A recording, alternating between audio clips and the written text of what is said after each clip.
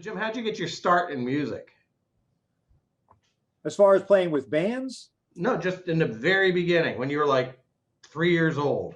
oh, I was from my. It was always music in the house. My Okay. mom was always listening. She always would crank the radio at home, and she was listening to top 40 Beatles and top 40 stuff.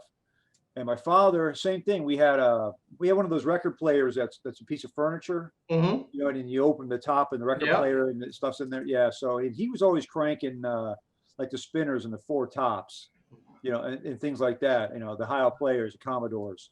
Oh wow. He'd blast that stuff out. Then he got into disco, so a lot that's when the Bee Gees were hot. Yep. So I grew up with that kind of cross mix of pop and disco. And Okay. it wasn't until I bought my buddy the Highway to Hell album for Christmas Okay. in '79.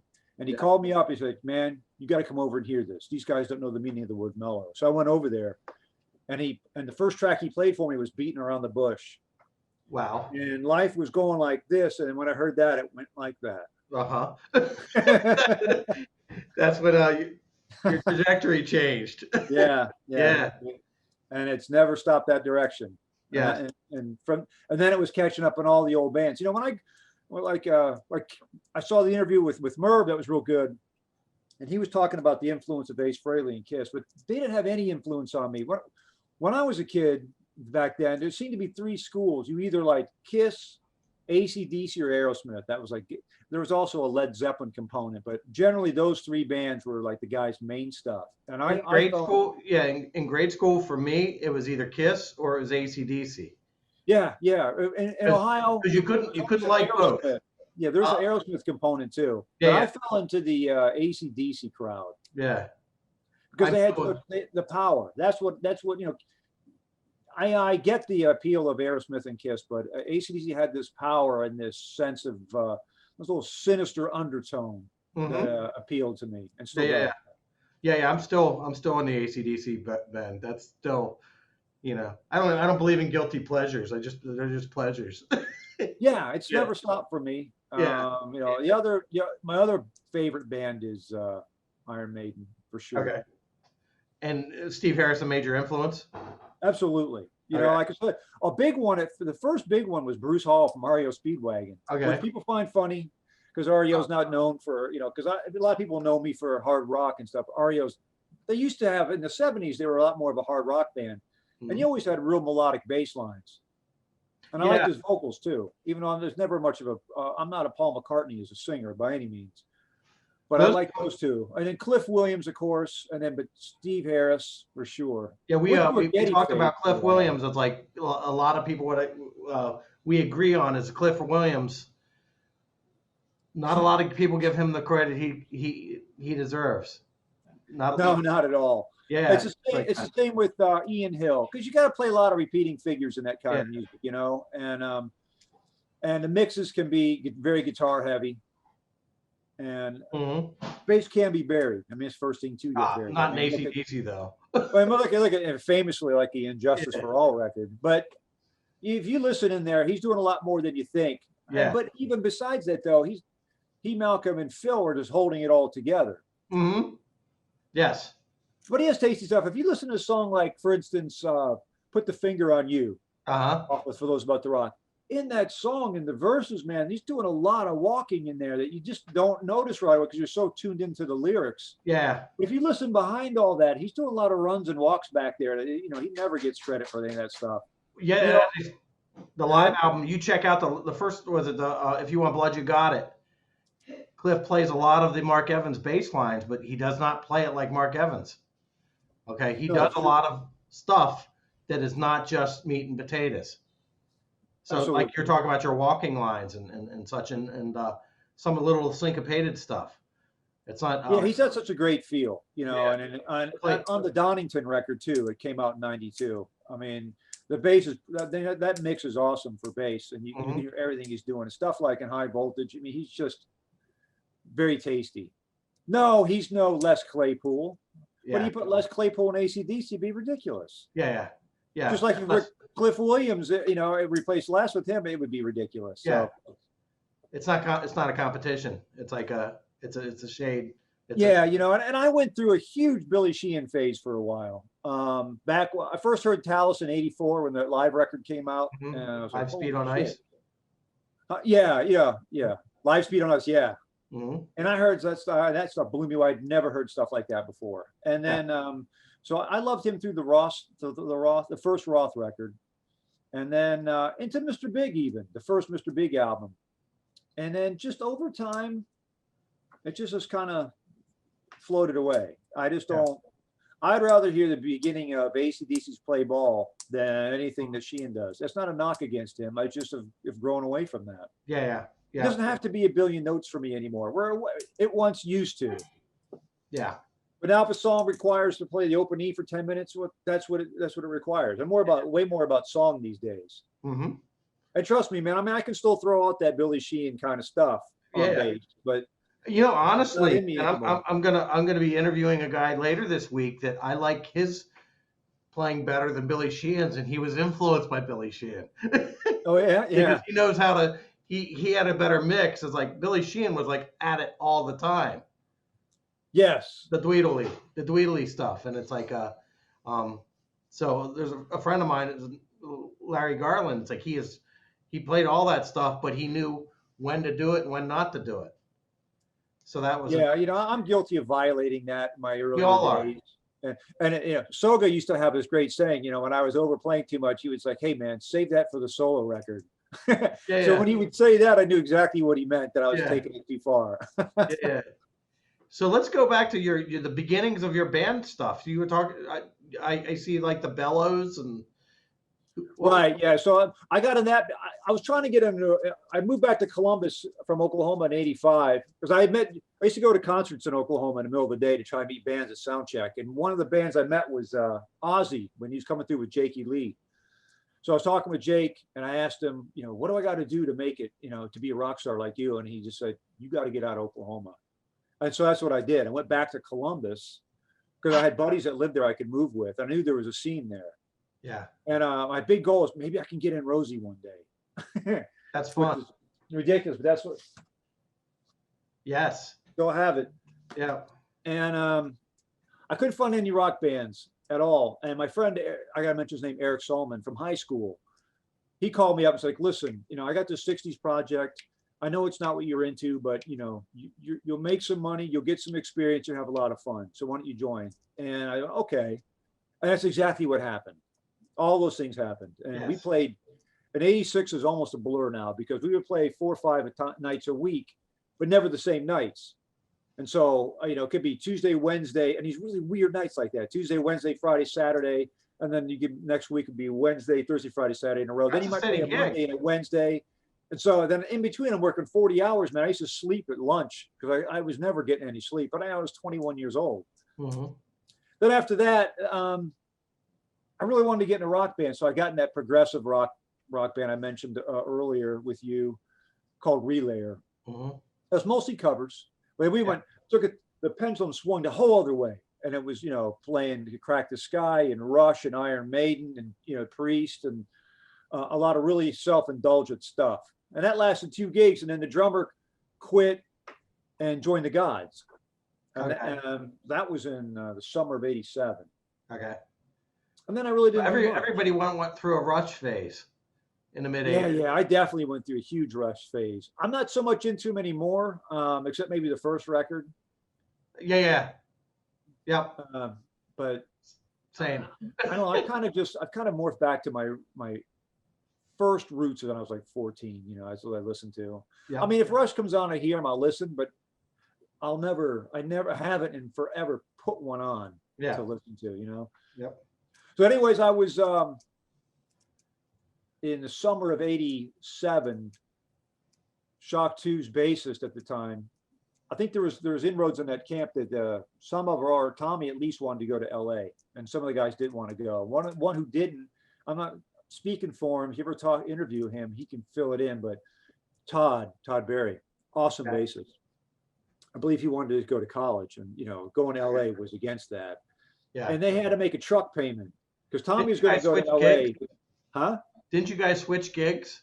Kinda. It wasn't meant to be that way, but they had to make a truck payment. and they had to do one more gig, and Todd's like, I ain't doing it. So they called me to do it. I was like, sure, I'll do it. I got nothing going on. Sorry about that. And if you heard that. And then I left the Bellows, and I recommended him to the Bellows because I knew he was a great guy and a great player. And so, yeah, in essence, we did switch bands, which is perfect. But I only did that weekend with Shock 2, and then Tommy went to LA, and that pretty much ground to a halt. And then after that, Ricky got in the Gods. So he went from Shock 2. Ricky said something about he wasn't ready to go full out on like that right at that point. Yeah, I was so new, and I was so green and so wet behind the ears with it all. I was just going to fill in with them. But once I played with them, I got a taste. I was like, man, I want to be a part of this. Yeah. But I joined a sinking ship. Okay. So, and then Rick got in the Gods, which, that's a no-brainer at the time. They were really hitting it hard. Mongolians was out and they were playing a lot. And, to play with guys of that caliber, it's a no-brainer. So yeah, they left, and I didn't do anything until I got, actually from Mike Giese, I borrowed some, I think a 4-track off him, an SPX 50D, and I recorded some bass stuff, and I sent it to Guitar Player Magazine. I wound up getting selected for their Spotlight column. Oh yeah. Yeah. So I'm in like the May 88 issue. That's wonderful. Then I got offers from everywhere pouring in via snail mail back then. Yeah. And I was going to move to LA. And 3 days before I went to LA, Ricky called me, and because he was out there, the Gods had gone to California at that time. And he said, listen, we're going to come back, and we're going to put Shock 2 back together. We're going to get Joey from Sweet Savage. Why don't you think about staying and then playing with us? And so that's what I did. I waited for him to come back, and then picked up Shock 2, the Mark II version. Yeah. So you said you mostly are self-taught. Right. Yeah. I had my guitar teacher was this really wild Southern rock guitarist. He wasn't a bassist, and he would take a telly bass off the wall, and he would just flail on it. So seeing that up close was amazing for me at the time. Because again, there's no YouTube. I didn't know anybody play guitar. I'd see my one buddy Eric play guitar. I made him play me some Victim of Changes in front of Walnut Ridge High School one day. That was like the only time I ever seen anybody play guitar in person. Yeah. So I see this guy flail on the bass. And he asked me, I remember he said, you don't want to be one of these bassists that uses a pick now, do you? Well, yeah, I did. Because of Cliff Williams, but I was just such a scared little pussy. I said, no. Well, I used to make fun of it too. Like back in my early days, I was like, I used to think that's pansy stuff. Because in the 90s, the people who weren't really they didn't do anything really that great, I thought, they were playing with a pick, and they're like the failed guitar player. But then you start to hear people that really do it well, like you say Cliff Williams, there's Anthony Jackson, those kind of guys, funky guys, rocking guys. There's no other way to play those kinds of things. Yeah, and and now absolutely need a pick. With my ears not like the way they are now. I mean, I can tell in Led Zeppelin whether John Paul Jones is using a pick or his fingers. He goes back and forth. Just depends on the song. And we used to do Zeppelin medleys in this cover band I was in, and I used to have to palm the pick and play with the fingers and then pull the pick out, it was like 20-minute long medley just because each song was different. And probably nobody noticed it. But I noticed heard the bass in the mix. But I thought it was cool. So do you ever slap? Yeah, there's a lot of great bass players with picks though. It's just, the guy in my band, for instance, a guy named Troy, he's really good with it. Way better than I could be with it. Okay. Did you ever do slap bass? Did you ever do slap bass? No. God, no. No, it didn't speak to me at all, ever, never, ever. I got a friend in Texas named Derek Blakely, who, he's just this other world. He can do the shredding Sheehan style stuff. He can do the shredding slap stuff mixed together. He's just amazing. And even if I had wanted to, I could never go anywhere near the kind of stuff that guy does.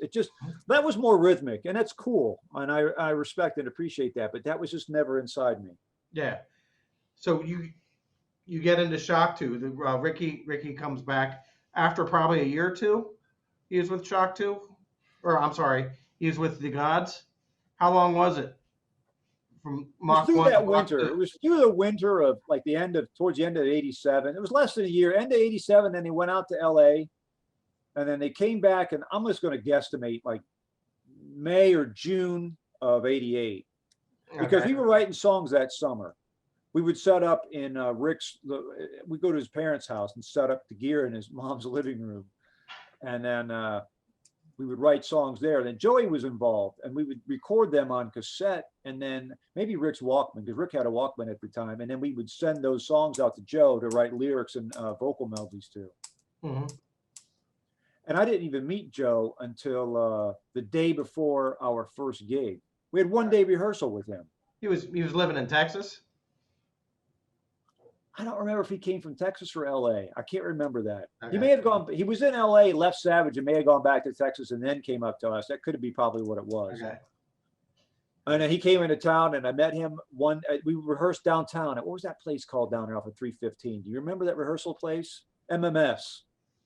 We rehearsed there. There used to be a rehearsal place like off of Town Street. I think is what it was, or Mound Street.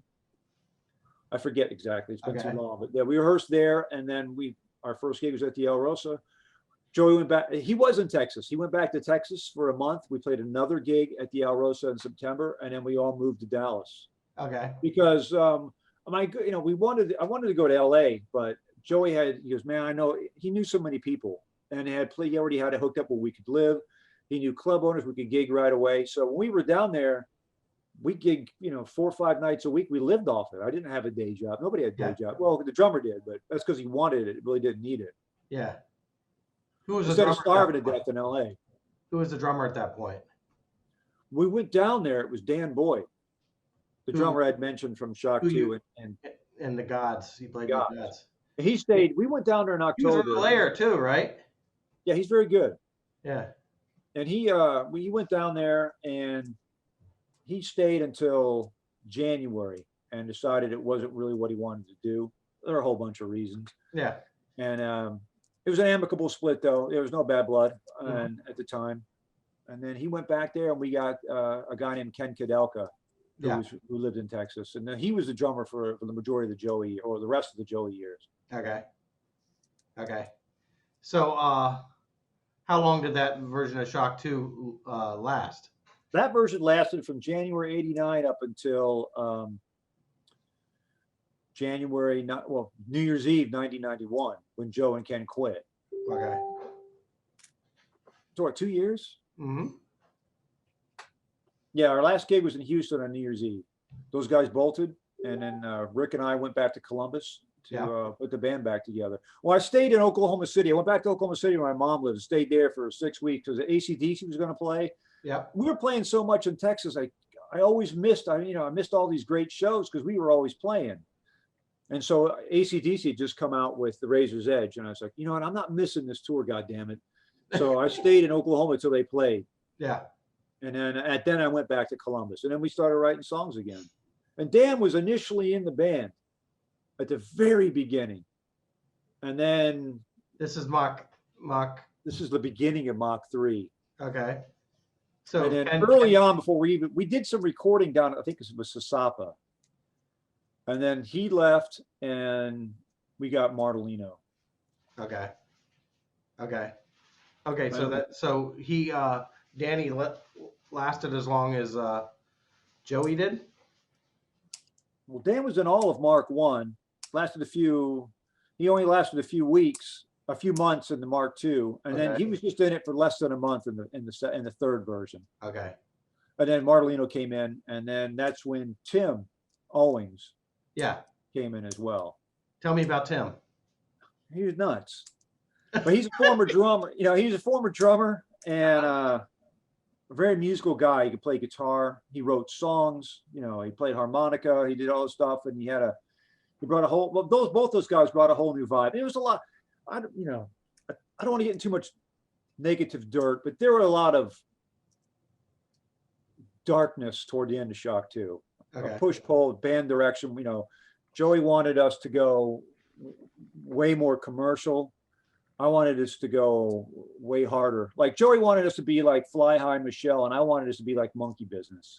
All right. And in essence, that inner turmoil is really what destroyed that band ultimately. Okay. Yeah. With Tim and Rick in the band, we were more all of us on the same page. Okay.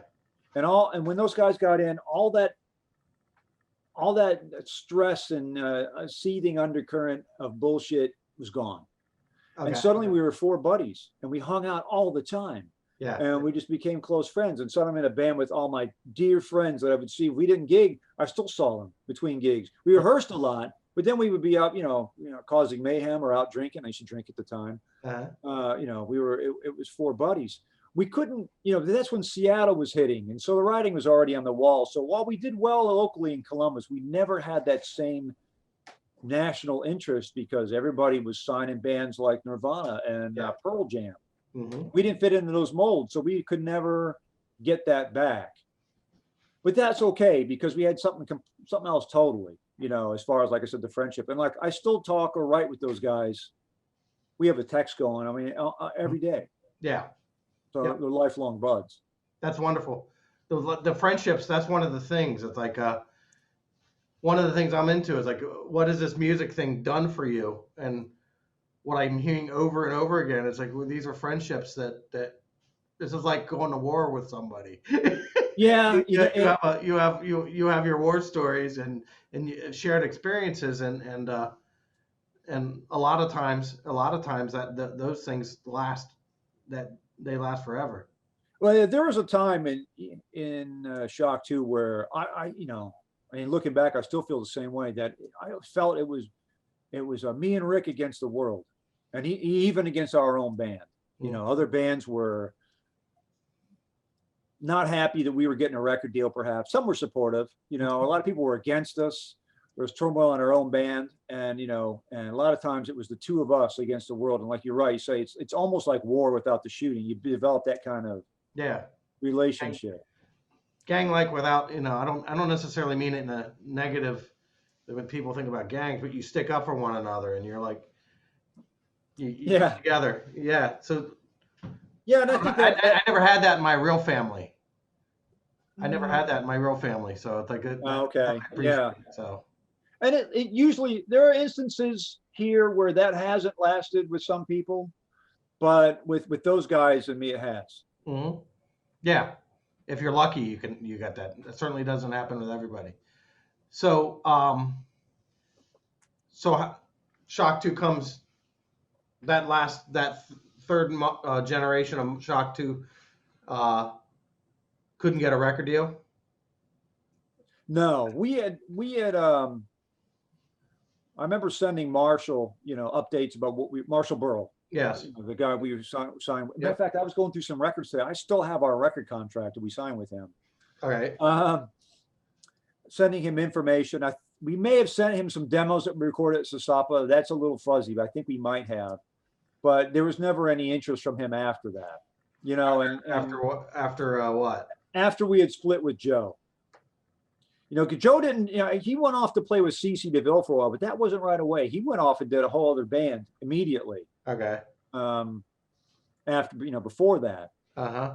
And I don't think Marshall had any interest in that either. I can't say that for certain because I wasn't involved around there, and I never really spoke to Joe about that. But with us, we had some other interest with some other people, but it didn't go very far. And by 1993, that Seattle shit was in full swing, man. Nobody wanted to know. Changing of the guard. We were dinosaurs, but that's how we knew. That's all we knew. Yeah. But if you go to the Alrosa, we would still play. Yeah. We would still play Friday, Saturday, Sunday. It'd be great nights, all 3 nights. Yeah. But so it worked locally, but as far as a long-term vision and being rock stars, that did you ever try going back to Texas? Yeah, Shock 2 played back in Texas. Yeah. We got Timmy. Yeah, we got Tim and Marleno band. We went down there and played some gigs for New Year's Eve. Then we went down there again in summer and played clubs throughout the summer down there. So we went back there several times, playing in Dallas and Houston with Tim and Marleno. Okay. All right. So after that whole thing, pretty much what we're saying is like the Seattle thing kind of slowed everything down, and you got it to the point where you couldn't really see it doing a living of it, like on the level that you wanted to. Yeah, we were doing well though. We would play low. We played Cincinnati, around Ohio, West Virginia. We played a few shows there, and it was fun. But I'd say by '94, it just like Rick had joined another band he'd mentioned called Nevermore, I believe was their name. Hmm. And ironically, the drummer in that band is now my brother-in-law. All right. He's Is my that wife. is that the Nationwide Nevermore? I don't think so. Okay. Because this guy, the drummer in that band is named Jerome Dillon, and I married his sister LaFonda, Okay. and he's the one that went on to join Nine Inch Nails and play with them for a while. Uh-huh. So Rick was already seeking another band at that time, Okay. and I remember I had written some songs, and some of my songs were a little more involved than Rick was interested in. At least, and I remember thinking, I think this has gone as far as it is going to go, or as far as I want to go with it. Yeah. That's what Rick said, or that's what you said? That's what I was saying. Okay. And so I decided to leave. Okay. And this was it just didn't seem to be much spark or enthusiasm. We really weren't writing music anymore. It was still fun though, but it was no fighting or nothing like it had been in the first in Mark II.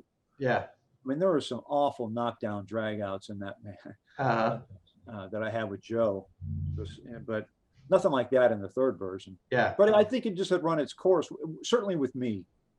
Mm-hmm. And then so I left and formed, and this is where Dan Boyd kind of comes back in the picture, because I formed a band with him, and Tim sang in that band, and a guitar player named Brian Shepard. All right, Brian Shepard. I met him at Coil Music when I taught bass there, when Mike was working there. That's when I first met You Mike. taught bass at Coil Music? Yeah, I got a gig These there. are things I did. How did I not know this?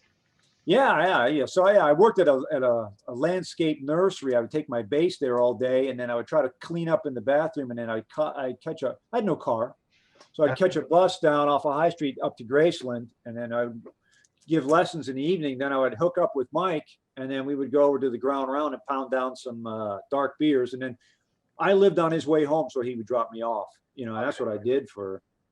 That's what I did. That's what I was doing when Rick was in LA. Okay.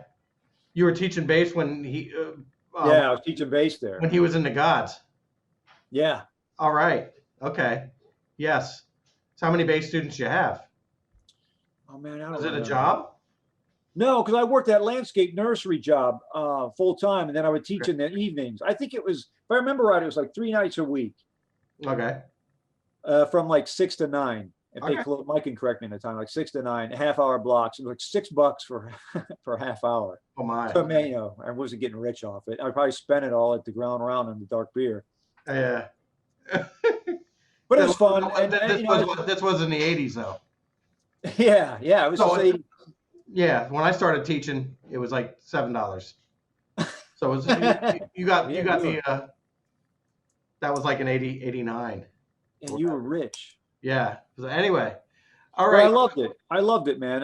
It was great. That's where I met Brian Shepard, because Brian Shepard, the guitar player I was just talking about hooking up with, he came in from Philadelphia. He played guitar there. He taught guitar there. Yes.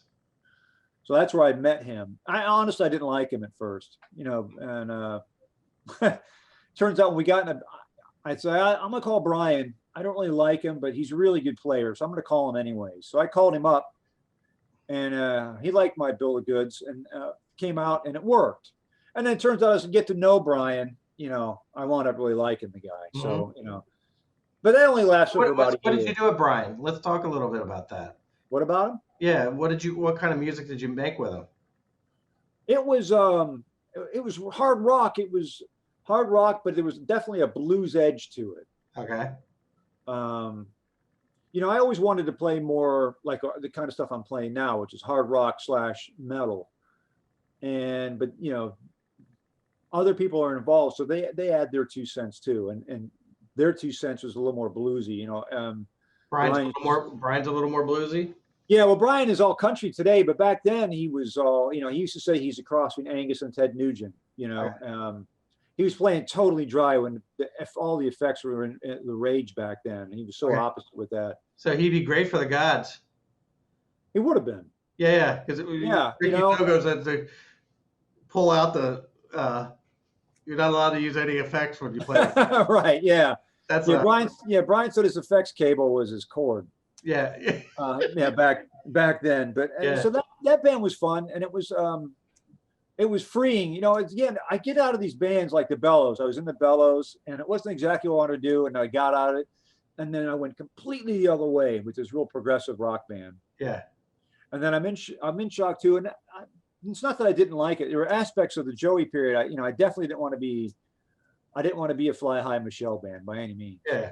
And then so we got Shock 2 a little harder. I got out of that, and I went to this really far kind of self-indulgent band. That band was called Nurse Ratched. Again, though, man, we drew flies because we didn't have the Shock 2 name, and all people cared about back then was Seattle, with the exception of Queensryche. Queensryche was real big back then. Uh-huh. Yeah. We weren't Queensryche, and and that Nobody, band lasted nobody for a could, while, but nobody could be Queensryche at that point. and I got to also mention though, in between kind of all that, while we're still in Shock 2, we got that band together called Daddy Longlegs. I think Rick was the catalyst for that one. Okay. And that was a crazy cover band with members. I hate to use the term super group. Well, yeah. That's absolutely what it was. Yeah, it was full of, like Mark Chatfield, yeah. Ronald Cole, Matt Meese, and, awesome drummer, me and Rick. And we played all these strange covers, or at least covers strangely. Okay. Like we played Black Sabbath's Sweet Leaf, but then Ronald would sing Elvis's Hound Dog on top of it, and somehow it worked. Uh-huh. And we got fired everywhere we went.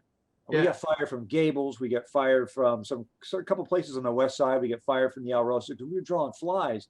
Mm-hmm. And then we went to a place called Hot Peppers, and I think it was on Tuesday nights, and somehow it worked.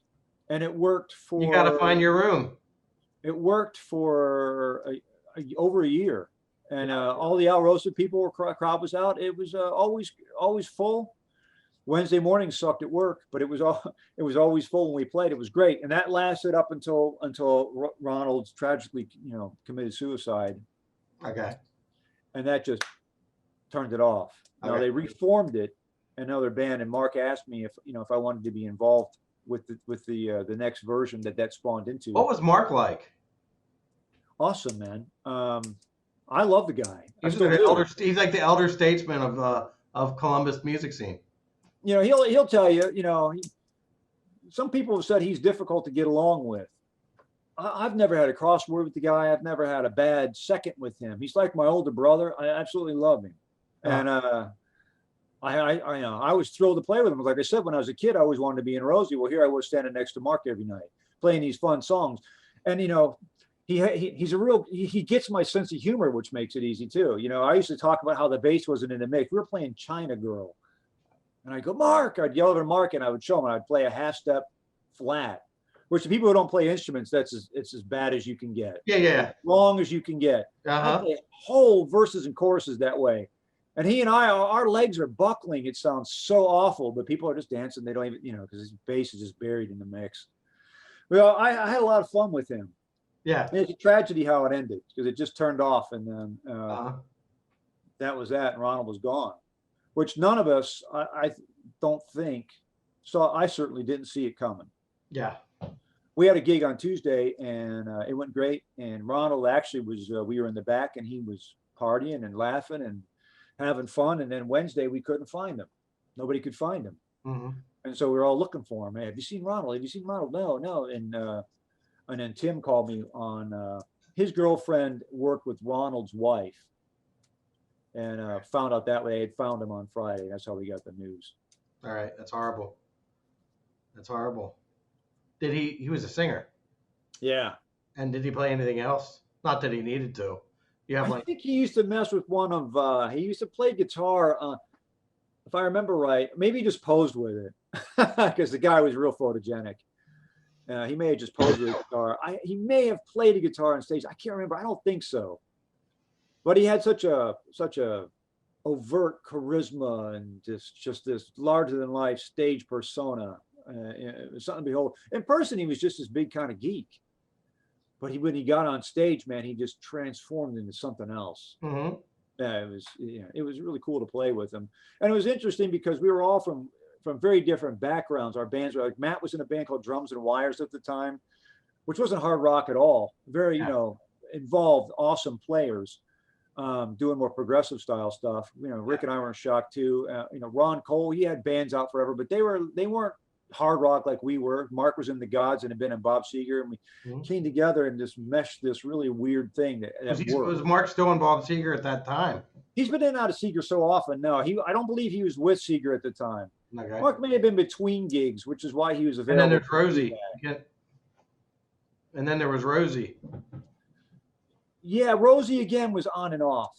I'm not, because for a while Carl did it on his own. He played lead guitar and was a lead singer. Okay. When Mark was off with, I think he was with, Mark and Carl can fill those holes in better than I can. But I don't think Mark was in Rosie at the time. Although he could have been, because Rosie came back and they put a whole other Mark whatever together. Mark being like Mark 5 or whatever, and did very well. Yeah. So Hot Peppers was that band's. That was the nightclub.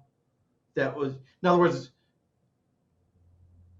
for the Columbus area, Shock 2 had the Al Rosa. Right. Okay. And that was kind of the place that really made you guys lift you up. Yeah, and you had to play there, because otherwise it would piss off Catella if you played somewhere else and took his audience. Yeah. So we couldn't play anywhere else unless it was on an off night when his club wasn't open. Like when Park Avenue opened, you could play there as long as it wasn't on a Friday, Saturday, Sunday, or if the band from Cleveland was playing there called Fairweather, because their crowd was totally different than a hard rock crowd, because they were kind of progressive Genesis type band. Yeah. Mm-hmm. So he wouldn't care if you played it when they were playing. Otherwise, man, you didn't play on a Friday, Saturday, Sunday, or else you weren't playing the Al Rosa anymore. So the Hot Peppers, for that was your jaunt there. Absolutely, because like I said, we got fired everywhere else, including Al Rosa. That was off. Mike is telling me that was off the Henderson Road. Is that still around? No, I heard. I haven't gone from Columbus a long time. I left in '98. I heard it turned into a strip joint, and then I saw pictures. Somebody, I think maybe Martelino had sent me, where they bulldozed it. It was the parking lot last I saw. Something could be there now. Yeah. But as of a couple of years ago, it was leveled. Okay. So it's gone. Right. Okay, so now you moved after that band. You moved. I don't know, what is the time frame? Actually, we're talking about lifelong friendships. I want to get into let's talk a little bit about Benny Crabtree. Yeah. Like this whole being in a band thing develops you the cool people you meet, and there's not cool people you meet, but it's like stories are going to be told. And Benny was he was an important guy in all of your lives. Yeah, he was our babysitter. Huh? He's Joey's brother. Yeah. Was he older or younger? I believe he was younger. Okay. And those guys had a little bit of a challenging childhood, and because of it, they developed a very close bond. Yes. I mean, like a lot of brothers. They were tight, man. Yeah, that's wonderful. And, Joey brought him along to honestly to give him a job, I think. And but Ben was also dedicated to helping his brother succeed in music also. Yeah. And he was great at it, because he didn't give a shit about limelight, or he couldn't play an instrument. He didn't care about any of that. He just was trying to help his brother. Yeah. And he did, as a result, he was our everything. He was our stage guy. He set up my gear. He humped the gear. We had another guy named Eddie too, who was another roadie at this time. This is in the Texas era. Mm-hmm. Drove. Guy could drive like you wouldn't believe, man. Let's do some distance. He could drive and drive and drive. So he did all the driving. He did everything. Got us our money, took care of us, got us drinks. Everything. It was our security. So he would protect. So that's the world you know. What? That is the world you know. Is everything is just here. Yeah, you come off stage, he hands you a towel, a big a whiskey drink in a water glass, and a cigarette. People come mess with you. A guy loved to fight, so he didn't mind, getting his knuckles bloody. Yeah. And beyond that, he was just the nicest. He was, again, kind of like my big brother, just the greatest guy. We'd hang out afterwards and go out clubbing, and he's a great dude. And there's a song by the Beach Boys. Every time I hear it, I think of him. That song Kokomo. He loved that song, man. He used to do this hilarious dance to it. So whenever it comes on, it's kind of heartbreaking to hear. He also did the greatest John Candy impression. I can't, the people listening who don't know him, they're like, yeah, big deal. But he was just one of those guys that in my life, I just loved, and I miss him. Yeah, that's wonderful. Wonderful you have those kinds of stories. So, you moved to Florida Yeah, via Chicago.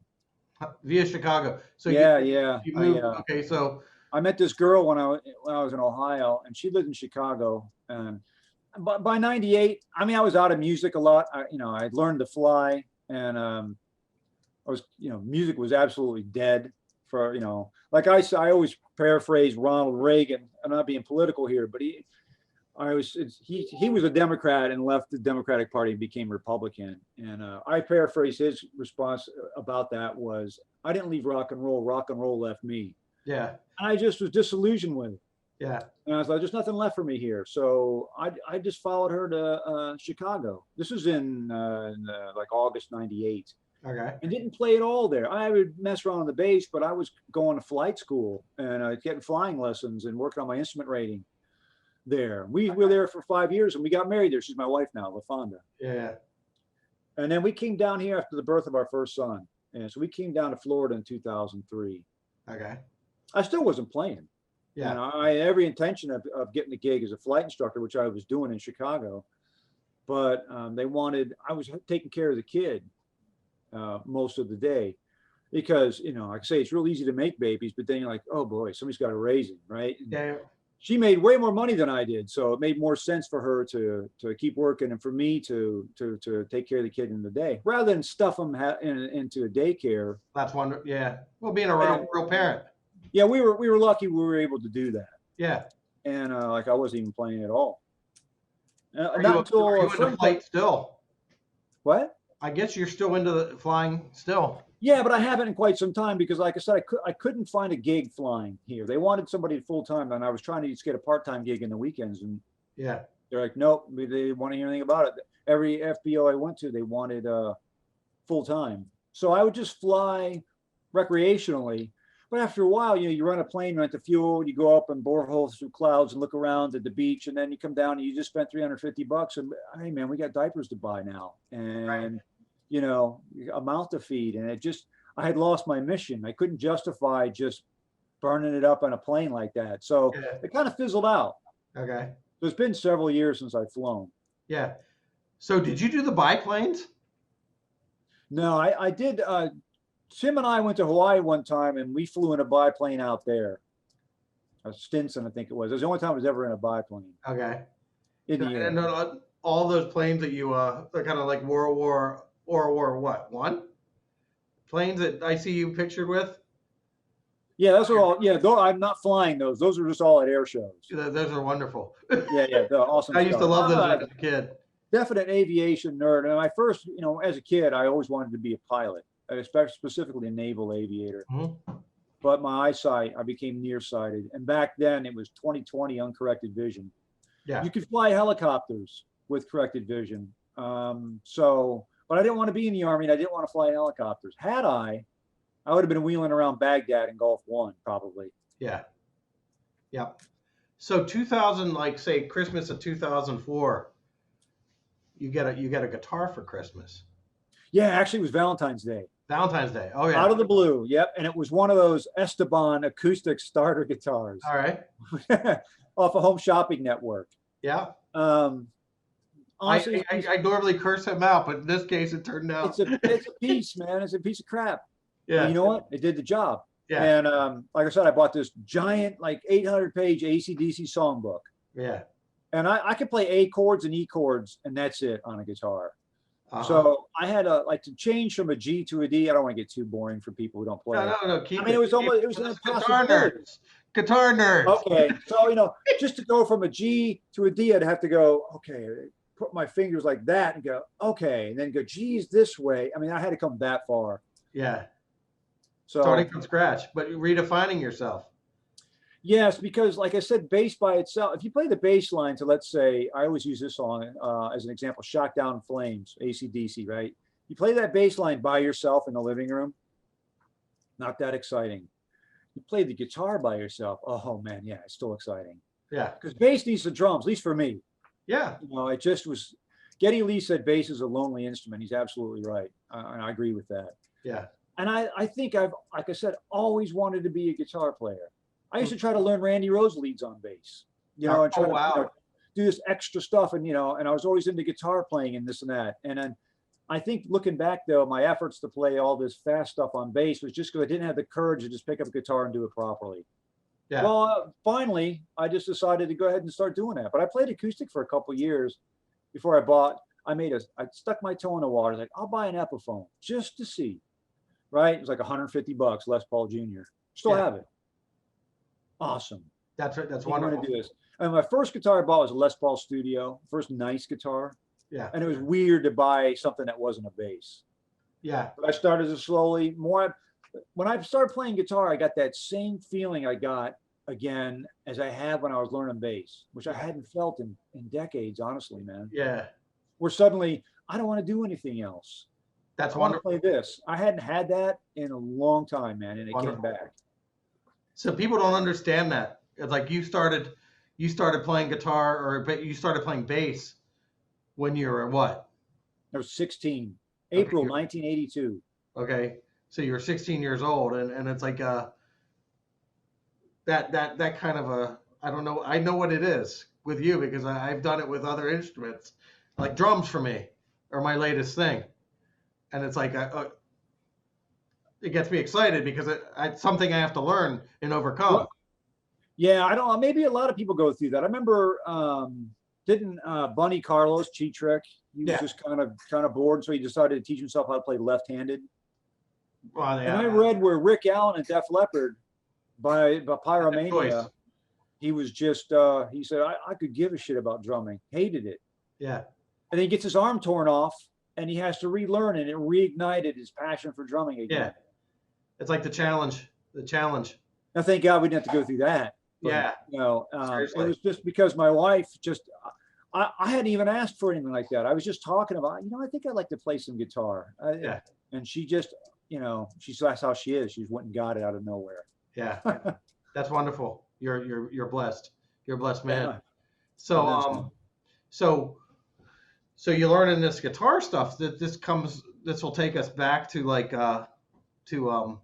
take us up to what you're doing now, which is you're now the guitar player. You're not, as you redefine, you're learning this new instrument and you're writing songs and you're doing stuff that you didn't, that back in the day you couldn't do. So I call this a lifetime musician. We're constantly progressing in various different things, but it's always a part of our life in some way. So you are the Kings of High Iron, which I thought was a golf term, and you corrected me. Yeah, what the real meaning is much cooler than golf, and don't. Yeah, it's a railroad term. You know, we're not all about trains or anything like that. It's a term. I'd written a song called "Kings of High Iron," specifically about this train service that used to run from New York to Montreal. Yeah, I'm a history nerd, so I just worked with the. That is something else. It was just kind of railroady and chugga rhythmic, and it just fit with that. And I just thought it had a cool cadence to it. Yeah, Kings of High Iron, you know, and it seems kind of unique. So I ran it by the other guys because I wanted to call the band Murderers Row, and the other guitar player, two guitar players in the band, the other lead guitar player, a guy named Rick Morosini, he was just hesitant about it. He's like, you know, I'm just getting negative feedback by this. He just didn't like it. And as much as I wanted to use the name, I wanted everybody in the band to, if they're wearing a shirt that had Murderers Row on it, I didn't want them to be embarrassed or not like it.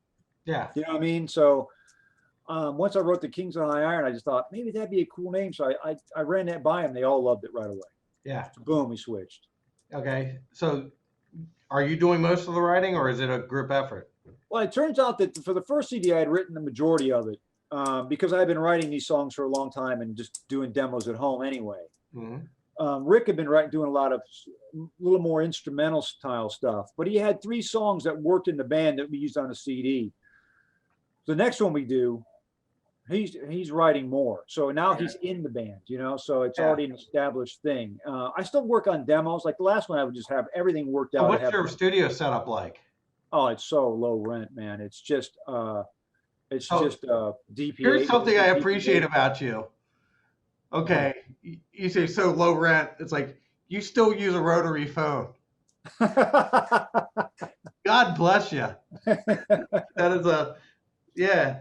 So Well, I don't like. I'm not a tech guy. yeah, Where the guy in my band, Rick Morsini, man, he designs his own guitars, he designs his own pickups, all that. He'll ask me, "What is the blah blah blah blah blah about that pickup?" And I was like, "It's Chrome. That's all I know about yeah. it." How many ohms and how? Well, it's I really don't really know. loud. So I plug this cord into that hole and then turn this knob, and that's all I'm not a tech guy. But I have a low rent set here. It's Motu DP8 software. I can make noise with it. I have drum waves I build drums with, and no vocals though. I don't put any vocals down. So I'll record these songs. I'll bring them to the guys. Okay. They'll learn them. They'll add their own tape to them. If let's say I have a bass lick in there, they don't have to cop that bass lick. That just shows put something there.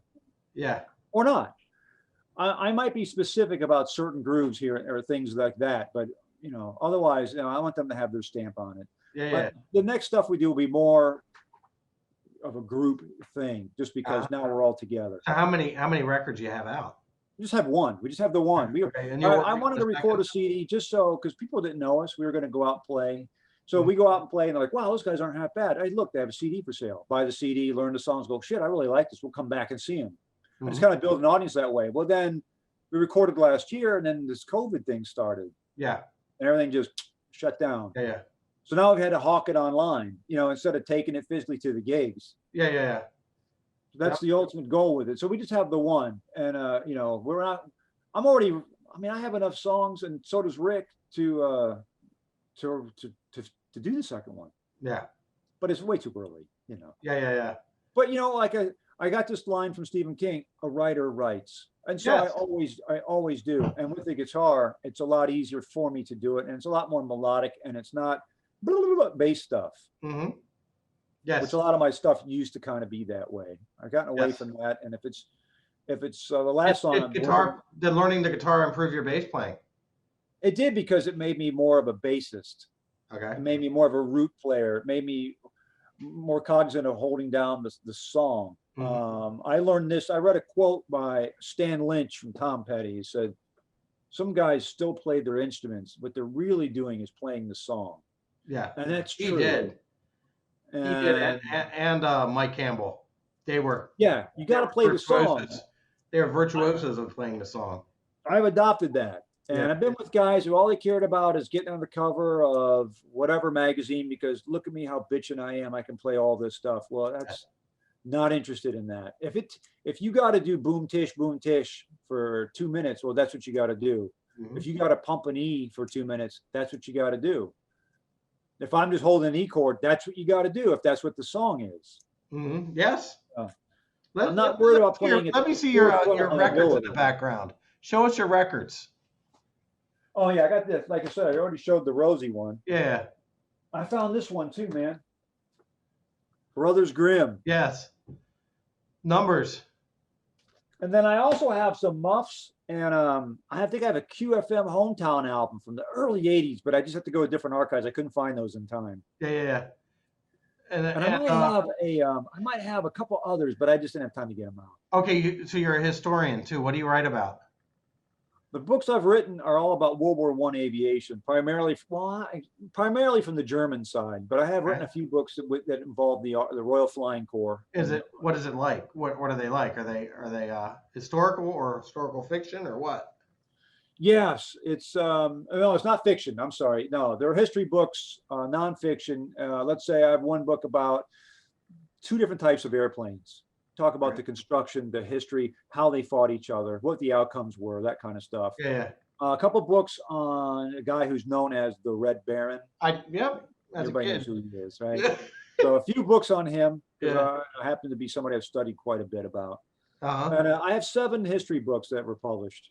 And pretty much I was going to write more and was contracted to do so, almost contracted to do so. And this particular publishing company is called Osprey. And they decided that they weren't selling World War I books as much as they were selling Vietnam and World War II. And they wanted to focus in that direction. Okay. So there's another company named Aeronaut Books that I have written for as well. I just haven't written anything lately for them. Mm-hmm.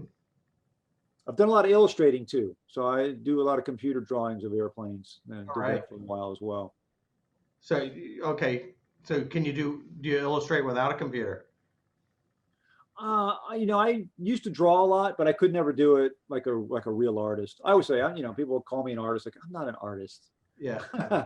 And my real artist friends agree with me, but but it's okay, man, because I'm able to slap these things together in Photoshop, make them look halfway decent. Yeah, and, yeah. That's fine. As far as values and they start talking about hue and value, man, that's like talking about what kind of pickup wiring you have. Oh, yeah. We're of the same mindset. It's like I just move the lever until it creates something I like. Yeah, that's me, man. So Yeah. and that's kind of how I am with with drawing. Yep. All right. So Jim.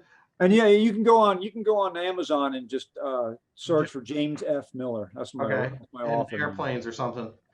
You're like the third Jim Miller I know. The first Jim Miller was my first bass teacher. Oh, really? Yeah. Yeah, he's a wonderful. He learned Stand-up from guy? Coltrane. He learned from one of Coltrane's bass players. So it's Oh man.